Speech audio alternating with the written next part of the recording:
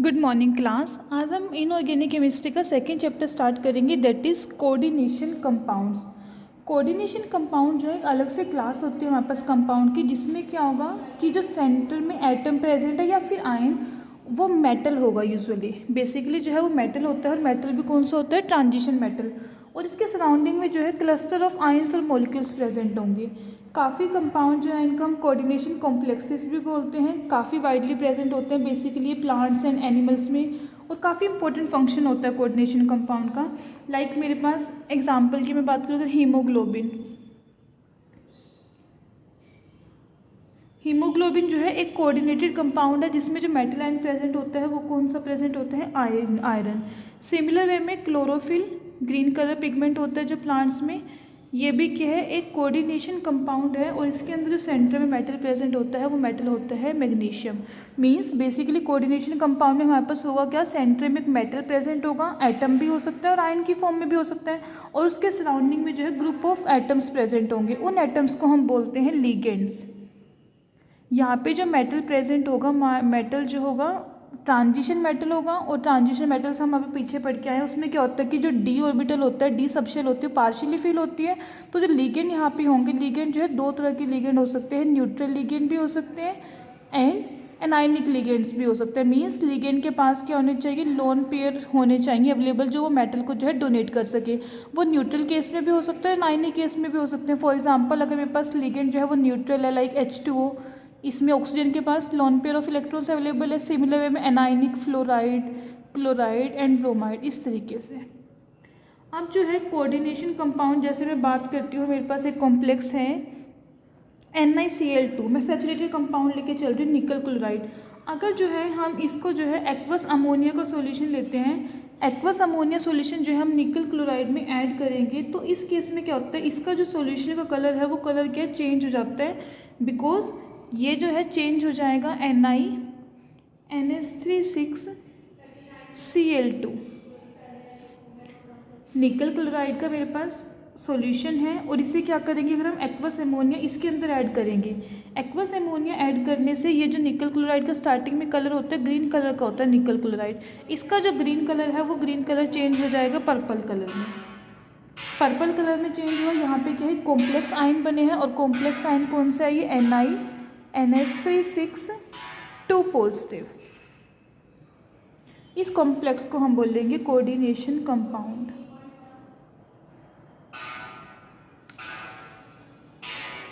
ये जो कंपाउंड है इजीली क्या होगा? आयनाइज हो जाएगा वाटर में, और आयनाइज होने पे जो है आयंस की फॉर्म में चेंज हो जाएगा। NiNH3 6 positive plus 2Cl negative. Clear? अब जो मेरे पास स्क्वायर ब्रैकेट की, ये जो मैंने ब्रैकेट यूज़ की, स्क्वायर ब्रैकेट यूज़ किया, इसके जो अंदर का पार्ट है, इसके जो अंदर स्पीशीज प्रेजेंट है वो आयनाइज नहीं होगी, ये सिंगल एंटिटी की फॉर्म में प्रेजेंट होगी, और इसको हम बोलते हैं कॉम्प्लेक्स आयन। सिमिलर वे में अब जब हम क्वालिटेटिव एनालिसिस करते हैं, हमारे पास जो है AgCl है, वाइट कलर के प्रेसिपिटेट होते हैं सिल्वर क्लोराइड के। अब अगर हम इन्हें डिसोल्व करते हैं अमोनियम हाइड्रोक्साइड में, अमोनियम हाइड्रोक्साइड बेसिकली क्या हुआ? अमोनिया। तो इस केस में क्या होता है? सोल्यूबल कॉम्प्लेक्स की फॉर्मेशन होती है, and that soluble complex is AgNH3 ये जो कंपाउंड है हमारे पास, इसको हम बोलेंगे कोऑर्डिनेशन कंपाउंड।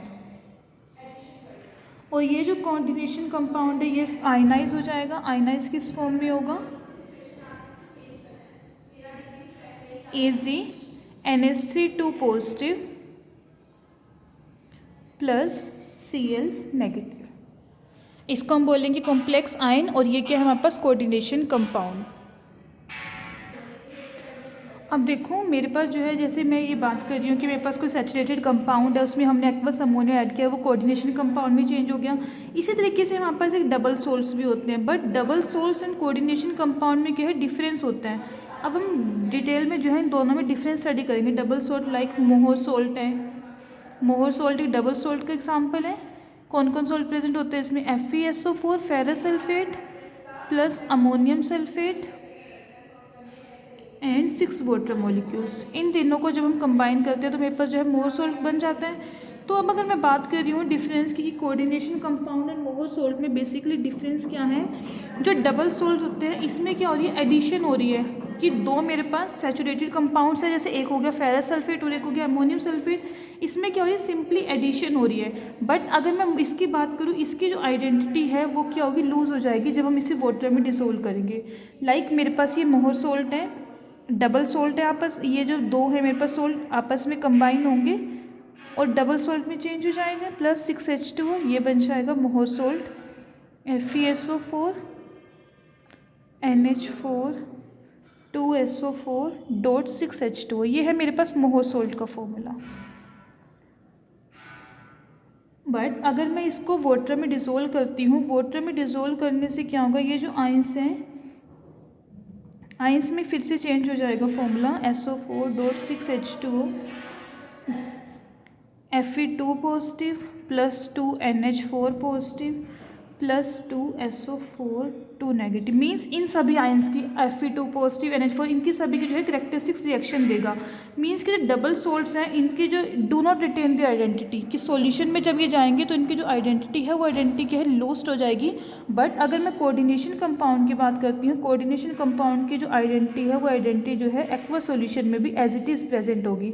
जस्ट बिकॉज देखो आपने यहाँ पे देखा ये कोऑर्डिनेशन कंपाउंड बन रहा था, जब हमने इसे वाटर में डिसोल्व किया आयनाइज हुआ, बट ये जो स्क्वायर ब्रैकेट के अंदर की टर्म थी तो आइडेंटिटीज प्रेजेंट थी, इसमें से तो कुछ भी आयनाइज नहीं हुआ। तो double salts and coordination compound में यही डिफरेंस होते हैं कि अगर मैं डबल सोल्ट की बात कर रही हूँ वो एक्वस सॉल्यूशन में क्या आयनाइज हो जाएगा और जो उसकी आइडेंटिटी है उसे लॉस्ट कर देगा। बट जो कोऑर्डिनेशन कंपाउंड है, कोऑर्डिनेशन कंपाउंड है इसी कैरेक्टरिस्टिक्स कंपाउंड के टेस्ट देंगे, ये अपनी आइडेंटिटी को लॉस्ट नहीं करेगा। क्लियर, समझ में आया दोनों में डिफरेंस, कि जो मेरे पास कोऑर्डिनेशन कंपाउंड है बन तो वो भी कॉम्बिनेशन से ही जाए कि मेरे पास दो या फिर दो से ज़्यादा स्टेबल मॉलिक्यूलर डिफरेंट स्पीशीज़ के, बट उनकी जो आइडेंटिटी है वो आइडेंटिटी क्या होगी, रिटेन रहेगी in the solid as well as in the dissolve state. लेकिन अगर जो डबल सोल्ट होते हैं उनकी जो आइडेंटिटी है वो क्या है, डिसॉल्व फॉर्म में उनकी जो आइडेंटिटी है वो क्या होती है, लॉस्ट हो जाती है, वो आइडेंटिटी को रिटेन नहीं कर पाते। यही बेसिक डिफरेंस है double salt and coordination compounds में। क्लियर, अब हम जो है यहाँ पे कोऑर्डिनेशन कंपाउंड के बारे में डिटेल में स्टडी करेंगे। सबसे पहले कुछ बेसिक टर्म्स पढ़ते हैं जो हम कोऑर्डिनेशन कंपाउंड में यूज़ करते हैं। फर्स्ट टर्म आती है मेरे पास कॉम्प्लेक्स आयन। हम कॉम्प्लेक्स आयन किसे कहेंगे, देखो आयन है दैट मीन्स क्या होगा, चार स्पीशीज़ होगी, कि कॉम्प्लेक्स आयन मेरे पास क्या होगा, एक चार स्पीशीज़ जिसमें जो है सेंट्रल मेटल एटम प्रेजेंट होगा और उसके सराउंड में जो है ग्रुप ऑफ आयंस प्रेजेंट होंगे जिन्हें हम लिगेंड्स बोलते हैं। वो आयंस भी हो सकते हैं और न्यूट्रल लिगेंड्स भी हो सकते हैं। फॉर एग्जांपल मेरे पास एक कॉम्प्लेक्स है NiNH3 2 पॉजिटिव, इसको बोलेंगे हम कॉम्प्लेक्स आयन। कैसे डिफाइन करेंगे कि कॉम्प्लेक्स आयन क्या है, इलेक्ट्रिकली चार्ज स्पीशीज़ है और इसमें क्या होगा, सेंट्रल मेटल एटम और ion surrounding by a group of ions. Clear, group of ions भी हो सकते हैं और न्यूट्रल मॉलिक्यूल्स भी हो सकते हैं। तो इस स्क्वायर ब्रैकेट के अंदर वाले पार्ट को हम बोलेंगे कॉम्प्लेक्स आयन। सिमिलर वे में मेरे पास जो कॉम्प्लेक्स आयन होते हैं ये भी डिफरेंट टाइप के कैटायनिक कॉम्प्लेक्सेस। कैटायनिक कॉम्प्लेक्सेस कौन से होंगे, जैसे ये था, या फिर और बात करूँ कोबाल्ट NH3 पॉजिटिव। कैटायनिक का मीन्स जिसमें क्या होगा कि कॉम्प्लेक्स आयन के ऊपर जो है पॉजिटिव चार्ज होगा, उसे हम बोलेंगे कैटायनिक कॉम्प्लेक्स। सिमिलर वे में एनायनिक कॉम्प्लेक्स। एनायनिक कॉम्प्लेक्स में क्या हो जाएगा कि जो मेरे पास कॉम्प्लेक्स है इसके ऊपर जो ओवरऑल नेट चार्ज होगा वो क्या होगा, नेगेटिव होगा। नेट नेगेटिव चार्ज होगा तो एनायनिक कॉम्प्लेक्स, पॉजिटिव चार्ज है तो कैटायनिक कॉम्प्लेक्स। और अगर कोई भी चार्ज नहीं है उस कॉम्प्लेक्स को हम बोलते हैं न्यूट्रल कॉम्प्लेक्स और सिंपली ये complex. Like NiCO4 tetra carbonyl निकल, इसके ऊपर जो है कोई भी चार्ज नहीं है, ना पॉजिटिव ना ही नेगेटिव, तो इसको बोलेंगे हम न्यूट्रल कॉम्प्लेक्स। ओके, अब जो सेकंड टर्म आती है central metal ion. Central metal ion and ligands. Central metal ion, central metal ion किसे बोलेंगे, वो कैटायन स्पीशीज जिसमें क्या हो, एक या फिर एक से ज़्यादा न्यूट्रल मॉलिक्यूल्स या फिर एनाइंस जो है अटैच हो जाएं। सेंट्रल मेटल क्या होगा, कैटायन टू विच वन और मोर न्यूट्रल मॉलिक्यूल्स और एनाइंस आर अटैच, उसको बोलेंगे हम सेंट्रल मेटल आयन। और जो सराउंडिंग में मेटल आयंस प्रेजेंट होंगे जो हमारे साथ लिगेंड के साथ, वो मेटल के साथ अटैच हो रहे हैं, उन्हें हम बोलते हैं लिगेंड्स। जैसे मेरे पास ये वाला कॉम्प्लेक्स है NH3 6 2 पॉजिटिव, इसको तो हम बोलते हैं complex ion. Central metal ion क्या होगा यहाँ पे निकल, और लिगेंड्स क्या होंगे 6 अमोनिया मॉलिक्यूल। जो निकल है यहाँ पे +2 ऑक्सीडेशन स्टेट में प्रेजेंट है, NH3 के ऊपर कोई भी चार्ज नहीं होता, तो निकल क्या है +2 ऑक्सीडेशन स्टेट में, तो निकल 2 पॉजिटिव क्या होगा सेंट्रल मेटल आयन, और जो 6 NH3 ग्रुप्स लगे हुए हैं ये वर्क करेंगे एज अ लिगेंड। क्लियर। अब जो लिगेंड्स अटैच होंगे सेंट्रल मेटल आयन के, किस तरीके से अटैच है, इनके बीच की जो बॉन्डिंग है, बॉन्डिंग कौन सी होती है, कोऑर्डिनेट बॉन्डिंग। कोऑर्डिनेट बॉन्ड के थ्रू जो है अटैच होंगे। अब जो हमारे पास सेंट्रल आयन है उसके पास जो है ट्रांजिशन मेटल कंपाउंड है, उसके पास क्या होना चाहिए, वैकेंट ऑर्बिटल होनी चाहिए।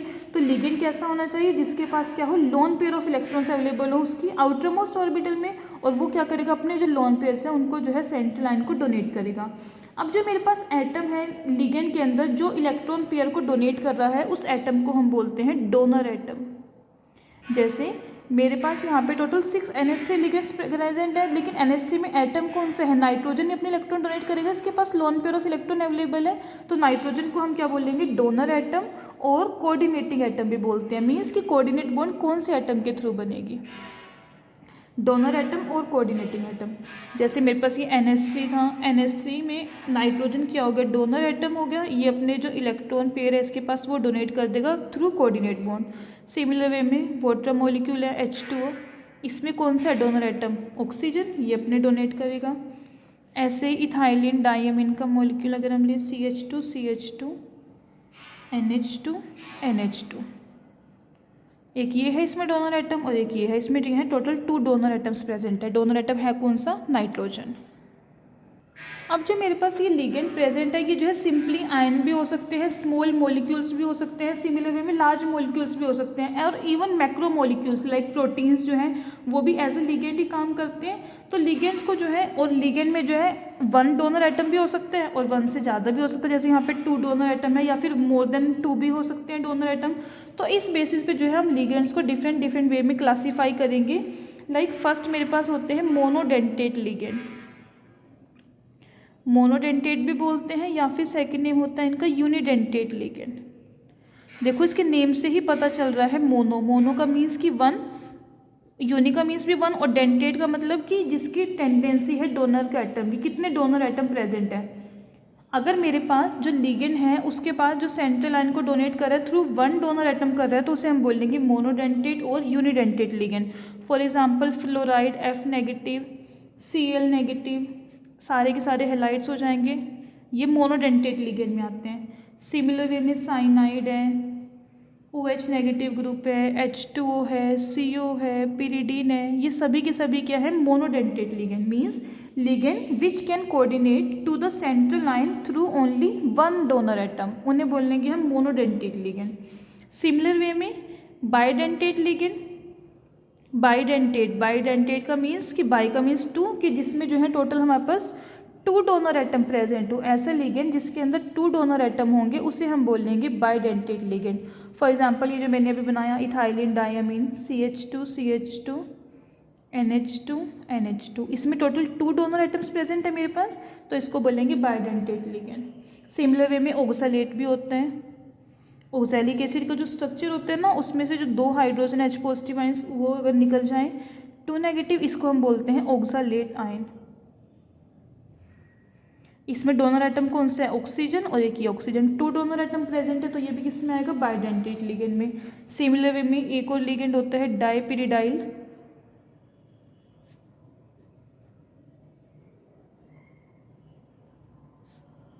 ये नाइट्रोजन एटम, ये नाइट्रोजन एटम, इसको बोलते हैं हम डाइपिरिडाइल। शॉर्ट फॉर्म में लिखा होता है DIPE, इसका मतलब है डाइपिरिडाइल। इसमें भी क्या टोटल 2 डोनर एटम्स प्रेजेंट है, तो ये भी कौन सा होगा, बाइडेंटेट लिगेंड। ऐसे ही एक और होते हैं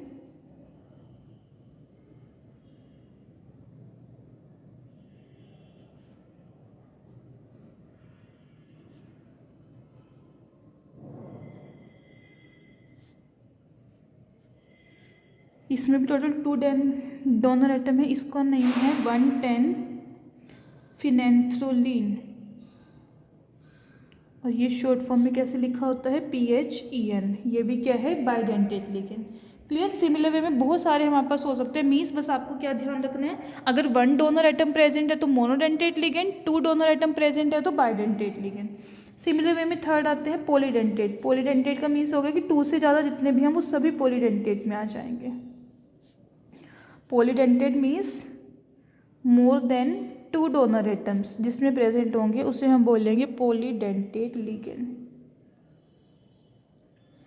लाइक CH2 CH2 N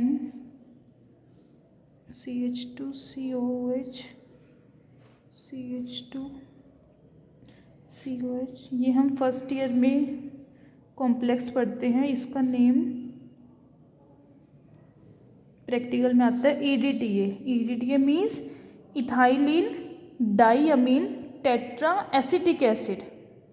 एक नाइट्रोजन रह गया यहाँ पे, पहले एक नाइट्रोजन आएगा फिर नाइट्रोजन के थ्रू बॉन्डिंग होगी। Ethylene diamine and tetra acetic acid, total 4 acetic acid present है। ये क्या है, इसमें टोटल हमारे पास 6 डोनर लिगेंड्स होते हैं। 6 डोनर लिगेंड्स कैसे, एक नाइट्रोजन, ये सेकेंड, थर्ड, 4, 5 एंड 6। टोटल 2 हमारे पास नाइट्रोजन है जो डोनर एटम का काम करेंगे, प्लस 4 है ऑक्सीजन। तो टोटल इसमें जो है 6 हमारे पास डोनर एटम प्रेजेंट है। तो ये किस में आ जाएगा, पॉलीडेंटेट लिगेंड में। ओके अब आगे नेक्स्ट टर्म की बात करते हैं, कोऑर्डिनेशन नंबर।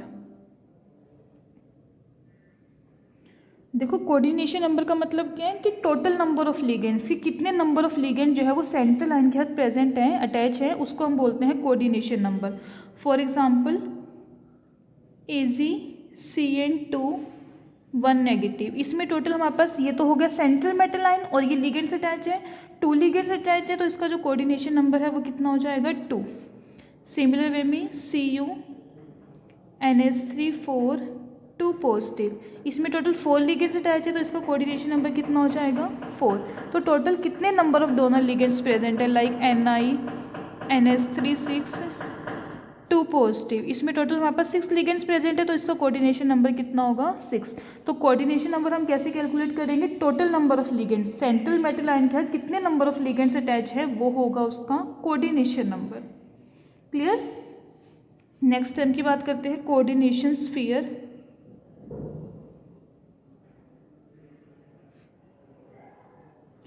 कोऑर्डिनेशन स्फीयर क्या होते हैं, कोऑर्डिनेशन स्फीयर मीन्स कि जो मॉलिक्यूल है और आयन है जो डायरेक्टली जो है सेंट्रल मेटल आयन के बॉन्डेड है, उसको सारे के सारे मिलके बनाते हैं कोऑर्डिनेशन स्फीयर। लाइक मेरे पास ये है AgCN2, तो स्क्वायर ब्रैकेट के अंदर वाला जो पार्ट है इसको हम बोलते हैं कोऑर्डिनेशन स्फीयर। NiNH3 6, ये वाला जो स्क्वायर ब्रैकेट के अंदर का पार्ट है ये आएगा कोऑर्डिनेशन स्फीयर में। Molecules bonded directly to the central metal line, वो सभी आएंगे कोऑर्डिनेशन स्फीयर में। Next, charge of a complex ion. जो हमारे पास कॉम्प्लेक्स आयन के ऊपर चार्ज गिवन होता है वो चार्ज क्या होता है, अलजेब्रिक सम होता है, किसका, सेंट्रल आयन का इन लिगेंड का। जैसे मेरे पास ये कॉम्प्लेक्स है AgCN2 नेगेटिव, तो ये जो चार्ज गिवन है ये चार्ज किसका चार्ज है, कॉम्प्लेक्स आयन का। अब यहाँ पे मेरे पास साइनाइड जो होता है वो 1 नेगेटिव होता है, Ag(x) + 2 × -1 is equal to -1, x - 2 is equal to -1, x is equal to +1। Means जो यहाँ पे Ag प्रेजेंट है सिल्वर, उसके ऊपर कितना चार्ज है 1 पॉजिटिव, टोटल 2 साइनाइड्स प्रेजेंट है 1 नेगेटिव चार्ज, तो 1 पॉजिटिव चार्ज ये हो जाएगा और -2 चार्ज ये हो जाएगा, तो ओवरऑल जो नेट चार्ज आएगा वो कितना आएगा -1। तो ये जो चार्ज है ये क्या होगा, कॉम्प्लेक्स आयन का चार्ज। टोटल हमारे पास अलजेब्रिक सम करेंगे किसका, charge carry by the central line and the ligand, वो हो जाएगा charge of a complex ion. For example एक एग्जाम्पल लेके चलती हूँ, लाइक CuNH3 5Cl + 2। अब मुझे नहीं पता कोबाल्ट यहाँ पे कौन से स्टेट में प्रेजेंट है, X, NH3 का 0 होता है, क्लोरीन का होता है -1 is equal to +2, x is equal +2 +3। यहाँ पे जो कोबाल्ट है उसका चार्ज कितना है टोटल +3। सिमिलर वे में जो NH3 है इसका चार्ज टोटल 0 और जो क्लोरीन है उसका चार्ज है -1, तो 3 - 1 2, तो जो कॉम्प्लेक्स आयन का चार्ज है वो कितना है +2। ओके ये बेसिक सी टर्म्स थी जो हम यूज़ करते हैं कोऑर्डिनेशन कंपाउंड की स्टडी से पहले। अब इसमें जो फर्स्ट थ्योरी आती है कोऑर्डिनेशन कंपाउंड में, that is Werner's coordination theory.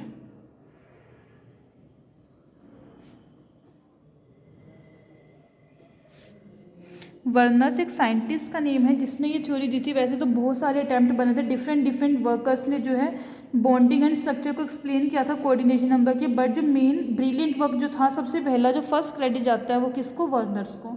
Werner's ने एक थ्योरी प्रपोज की थी जिसको हम बोलते हैं वर्नर्स कोऑर्डिनेशन थ्योरी।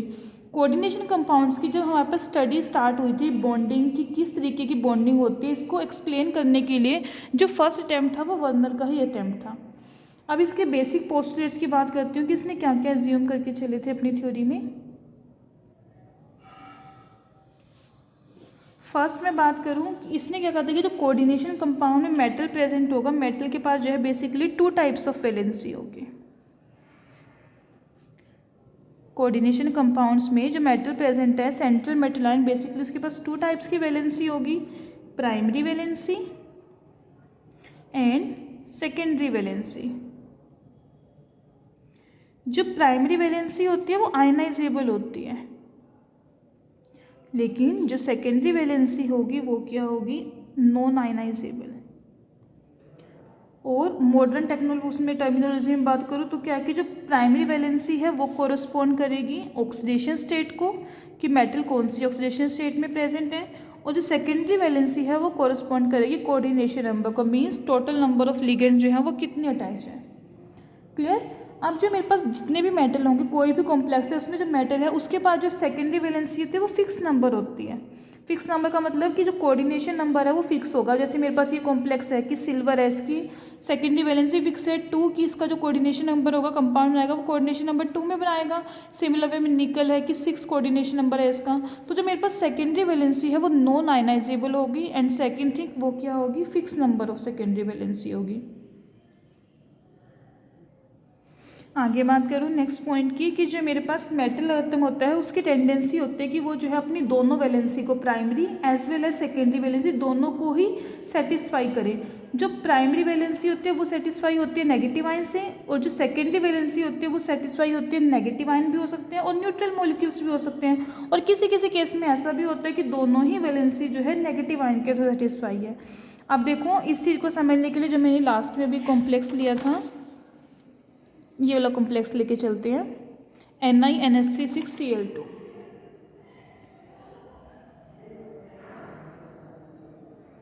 इस केस में देखो सबसे पहली बार 2 टाइप ऑफ वैलेंसी होती है, मेटल है इसकी 2 वैलेंसी है। जो प्राइमरी वैलेंसी है वो बताएगी उसकी ऑक्सीडेशन स्टेट को, सेकेंडरी वैलेंसी बताएगी उसकी कोऑर्डिनेशन नंबर को। अब मेटल का कोऑर्डिनेशन नंबर यहाँ पे क्या है? 6, यानी कि ये तो इसकी क्या है? सेकेंडरी वैलेंसी है, और इसकी मेटल के ऑक्सीडेशन स्टेट NH3 तो 0 होता है, और ये कितना होता है? -2। तो मेटल के ऑक्सीडेशन स्टेट कितने हैं? +2। तो ये क्या हुई? इसकी प्राइमरी वैलेंसी। अब मैं क्या कह रही हूँ कि जो प्राइमरी वैलेंसी है वो सेटिस्फाई होगी नेगेटिव आयन से, कि यहाँ पे जो क्लोराइड प्रेजेंट है इस तरीके से नेगेटिव आयन प्रेजेंट होगा, बट जो सेकेंडरी वैलेंसी है वो सेटिस्फाई होगी नेगेटिव आयन भी हो सकता है यहाँ पे, और न्यूट्रल मॉलिक्यूल भी हो सकता है। लाइक इस केस में न्यूट्रल मॉलिक्यूल है, यहाँ पे सिल्वर के केस में साइनाइड है। तो जो सेकेंडरी वैलेंसी है वो दोनों वे से नेगेटिव आयन भी हो सकते हैं और न्यूट्रल मॉलिक्यूल भी हो सकते हैं।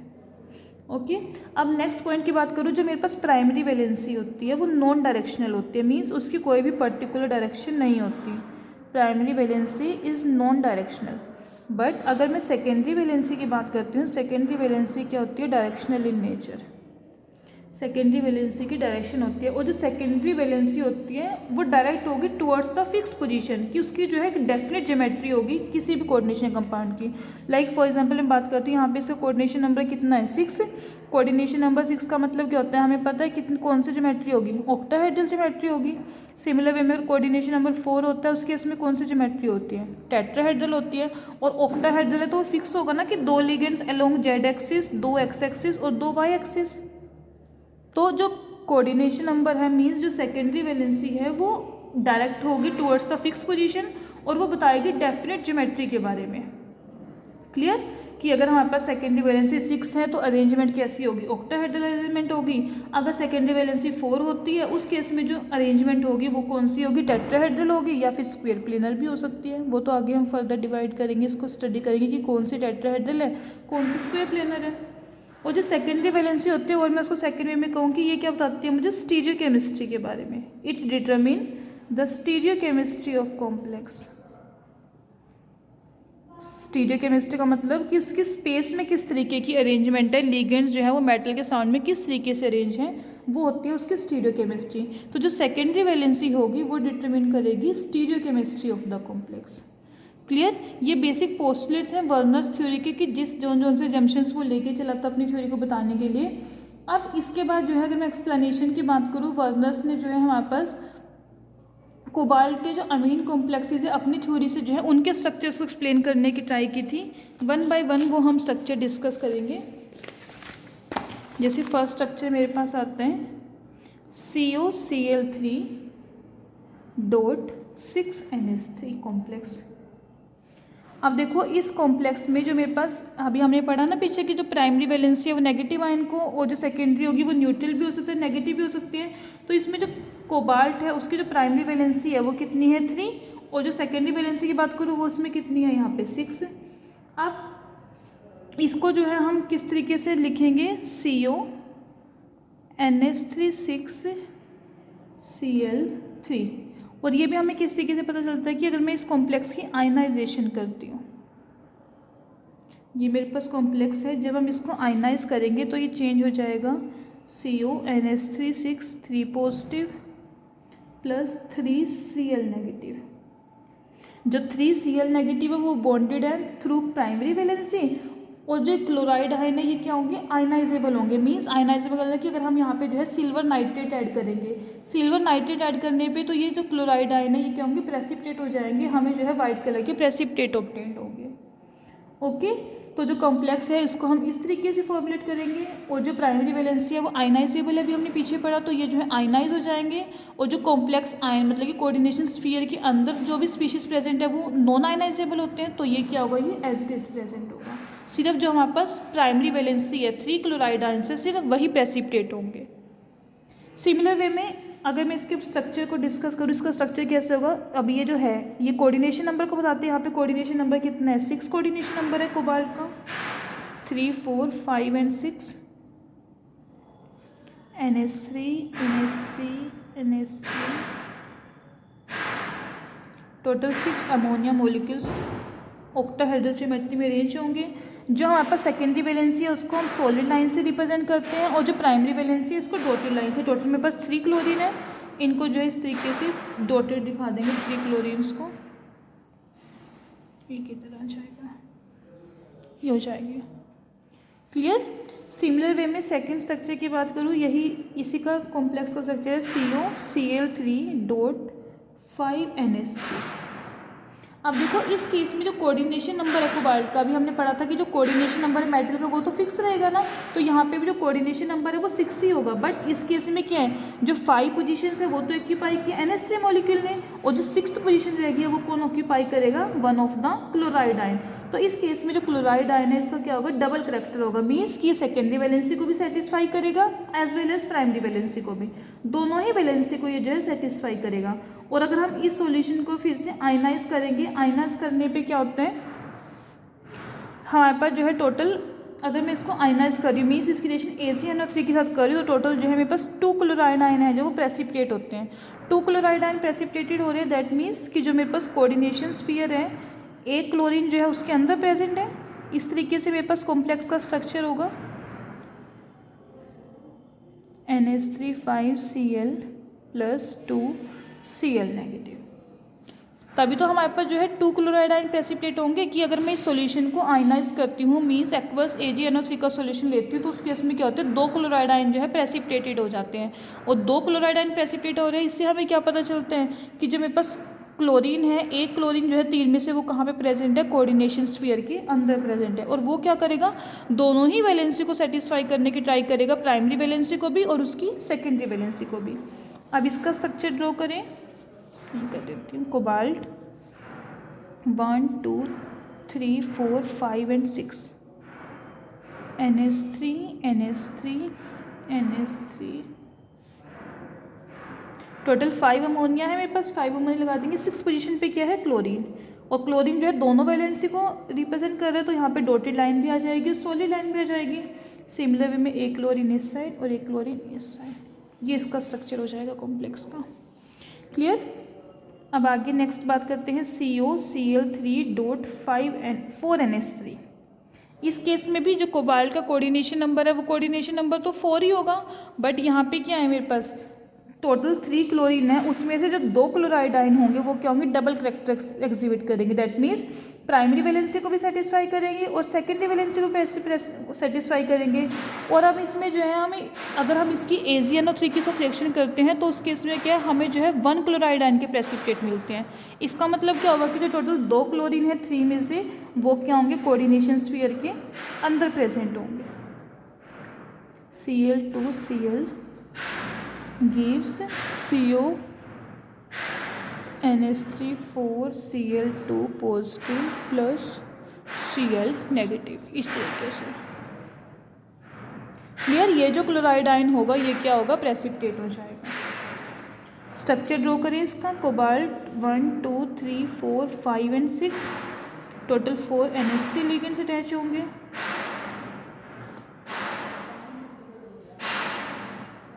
और बाकी जो 2 पोजीशन है वो डबल कैरेक्टर होगा, क्लोराइड आयन और एक यहाँ पे क्लोराइड आयन। क्लियर। इसी तरीके से 4 स्ट्रक्चर बात करते हैं COCl3.3NH3। एक एक करके हम क्या कर रहे हैं, अमोनिया का जो लिगेंड है उसे रिमूव करते जा रहे हैं। अब इस केस में क्या होगा, जो तीनों के तीनों ही क्लोराइड आयन है वो क्या करेंगे, प्राइमरी और सेकेंडरी दोनों ही वैलेंसी को जो है सेटिस्फाई करेंगे। और इस केस में अब अगर हम इसे AgNO3 के साथ आयनाइज करेंगे तो इस केस में क्या है, हमें NH3Cl3 कोई भी प्रेसिपिटेट नहीं मिलता, ये आयनाइज ही नहीं होगा, डज नॉट आयनाइज। कॉम्प्लेक्स लेंगे हम, उसमें AgNO3 सॉल्यूशन डालेंगे तो उसमें पहले वाले केस में क्या होता है 3 क्लोराइड आयन प्रेसिपिटेट होते, इसमें 2 हो रहे थे, यहाँ पे 1, और इस वाले केस में क्या है, ये आयनाइज ही नहीं होगा, डज नॉट आयनाइज, NiS। और इसका स्ट्रक्चर जो है, स्ट्रक्चर किस तरीके से होगा, 1 2 3 4 5 एंड 6 टोटल मेरे पास 3 NH3 लिगेंड है और 3 क्लोराइड आयन है। जो क्लोराइड आयन है वो दोनों ही वैलेंसी को सेटिस्फाई करेंगे। इस तरीके से ये स्ट्रक्चर हो जाएगा इसका। क्लियर।